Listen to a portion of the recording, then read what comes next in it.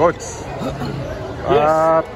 siguro marami na nagtanong sa'yo, pero kamusta ang yung bagong role as coach of ng Magnolia? Ito, wala na akong boses. Well, so far, no, honestly, I'm enjoying my time. No, as much as the team is learning now the new system, the new culture of the team. Mas natututo ako sa kanila. No, I have a lot of things na learnings every day. No, aside from me teaching the boys, teaching this team. Mas every time I teach them, mas may natututunan pa. So I don't know. I'm just enjoying my time right now. No, I don't want to think about what's gonna happen next, what's gonna happen this coming opening or this season.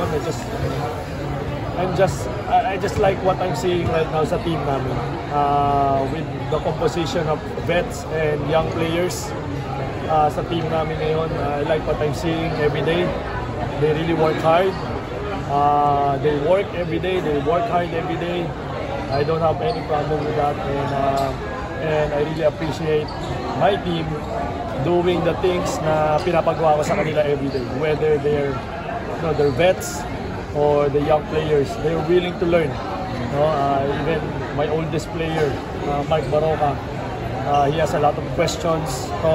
He still wants to learn. So if your vet is like that, I think we're in a good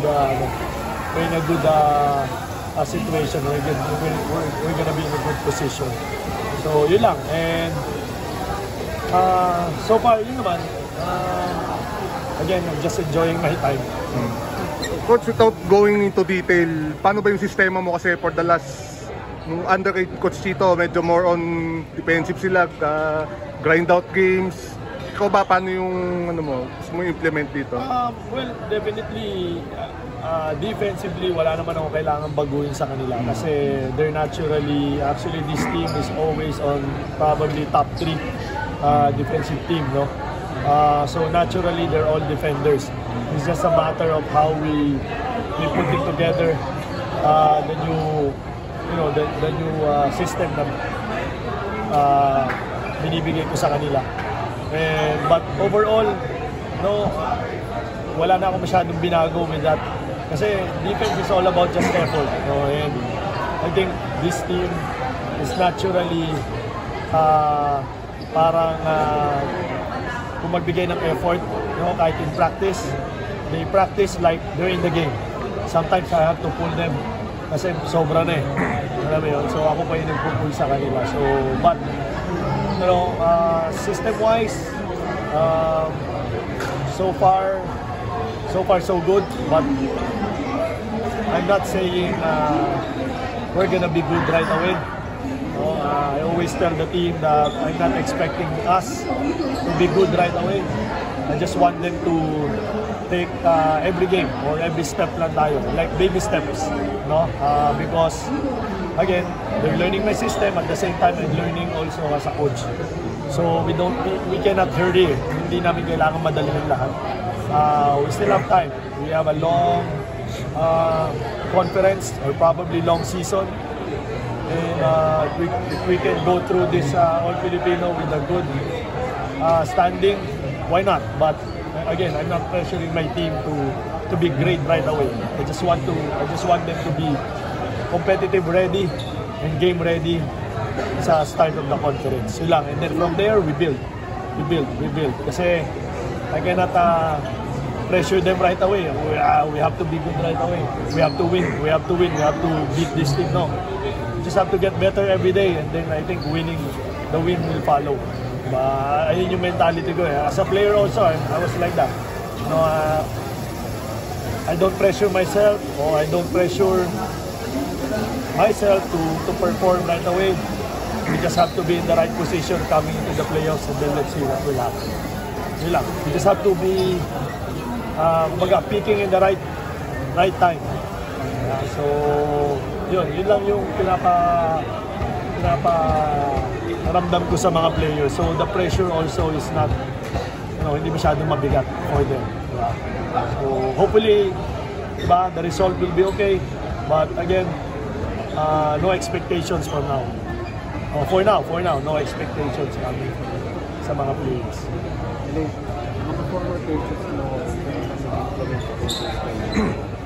Yes, definitely.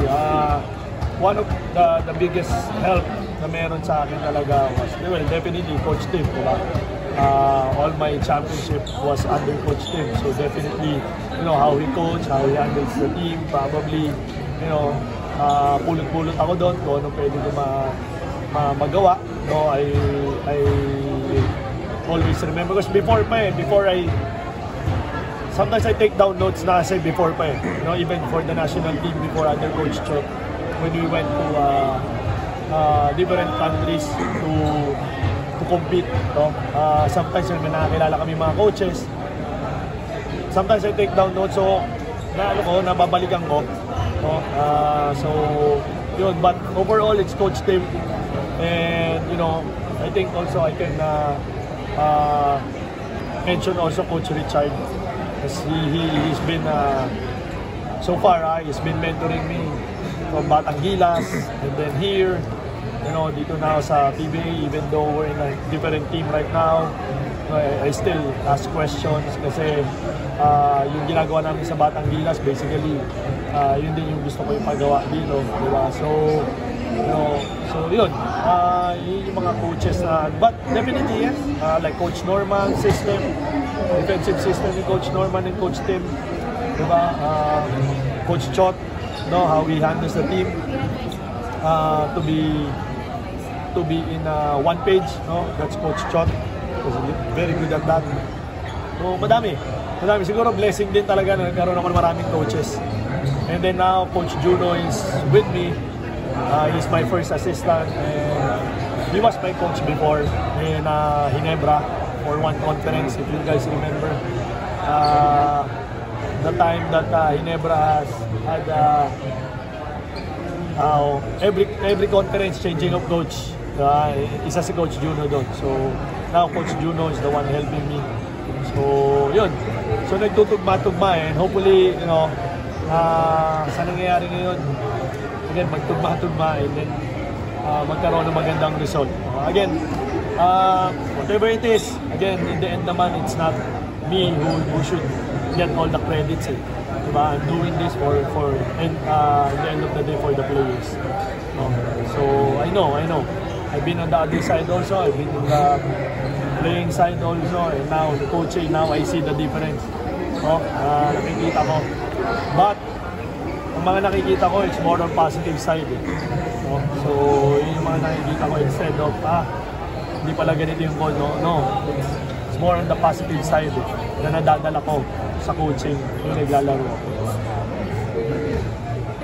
Coach, ano ba pag nasa maglaro ka? Kondisyon ka?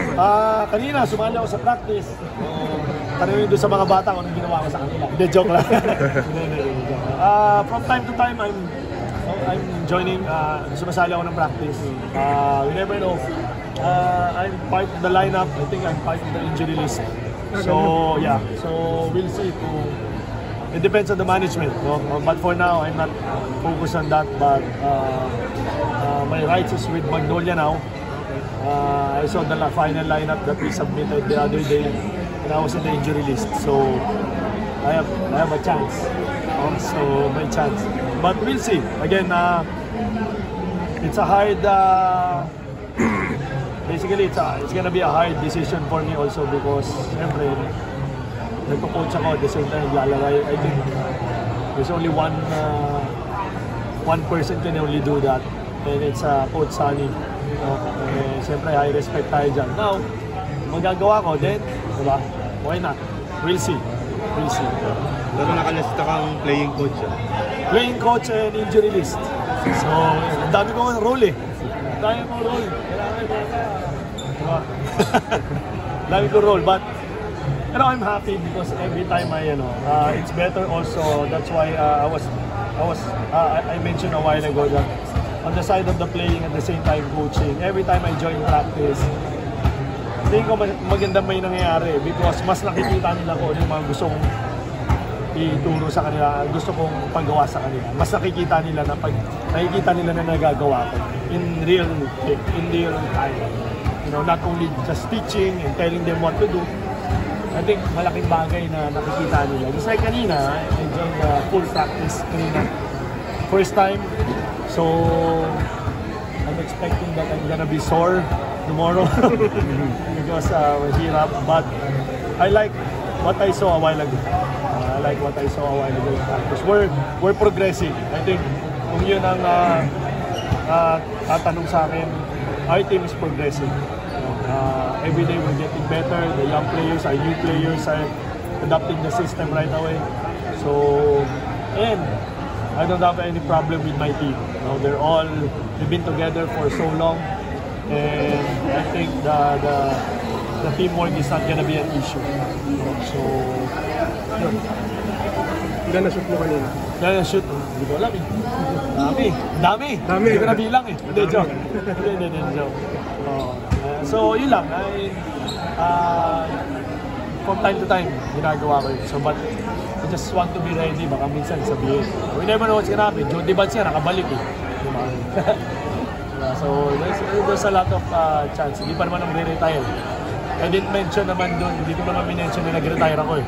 Diba? Isa statement ko. I just said, my piece playing under Ginebra. So, yun lang naman.